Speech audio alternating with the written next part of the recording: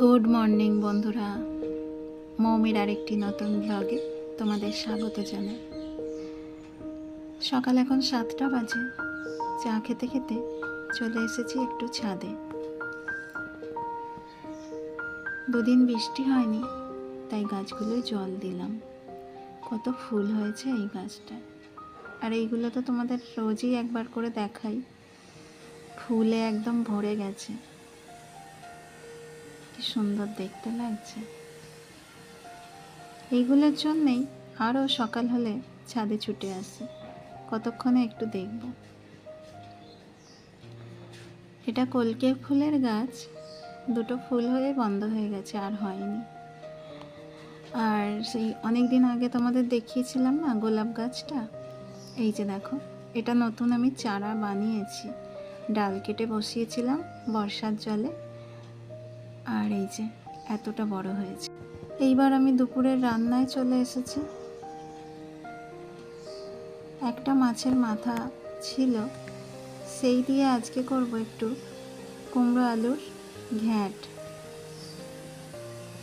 এই রান্নাটা আমি শিখেছি আমার ননদের কাছ থেকে। আমার ননদের তো মেদিনীপুরে বিয়ে হয়েছে, তা ওখানে নাকি মাছের মাথা দিয়ে কুমড়োটা খুব ভালো হয়। তা আমরা খেয়েওছি অনেকবার, ভালোই টেস্ট লাগে। আর যখন থাকে মাছের মাথা, মনে হয় একটু বানাই। সব কিছু মশলা দিয়ে একদম সিম্পল রান্না, তবে হয়ে গেলে শেষে একটু বেশি করে জিরে গুঁড়ো দিয়ে আর ঢাকা দিয়ে রেখে দিতে হবে, খুব সুন্দর খেতে হয়।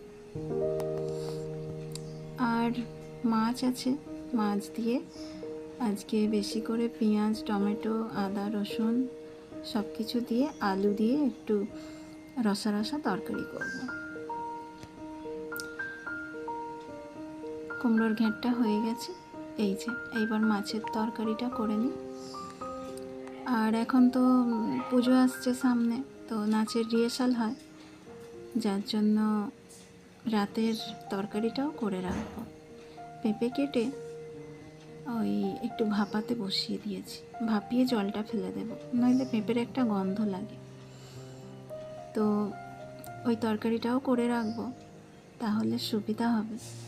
রিহার্সালের পর রাতে শুধু গরম গরম রুটি করে নিলে খাওয়া হয়ে যাবে। এই যে মাছের তরকারিটা বসিয়ে দিয়েছি, এইবার সঙ্গিটা মিটিয়ে নাও, ভালো করে রান্নাঘর মুছে তারপর বসিয়ে দেবো পেঁপের তরকারি। পেঁপের তরকারিটা একটু ঘি দিলেও খুব সুন্দর খেতে লাগে। আমি করছি একটু 5 ফোড়ন দিয়ে আদা বাটা, জিরে বাটা আর রোজকার মশলা, হলুদ, লঙ্কা, লবণ স্বাদ মতো সব কিছু দিয়ে ভালো করে কষিয়ে নিয়ে মিষ্টি দিতে হবে একটু, খেতে ভালোই লাগে রুটি দিয়ে। তো আজকের এই রান্না, আর বেশি কিছু করব না। তো আজকের ব্লগটা এখানেই শেষ করছি। তোমাদের যদি ভালো লাগে তো একটা লাইক করে দিও, আর চ্যানেলটা সাবস্ক্রাইব করে আমার পাশে থেকো।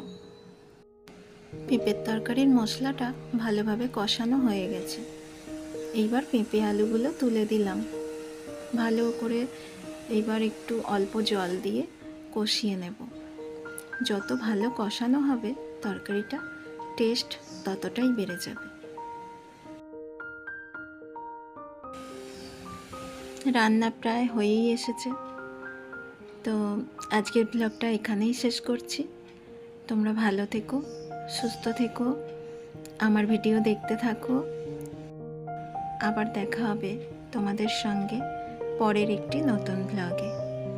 টাটা সকলকে।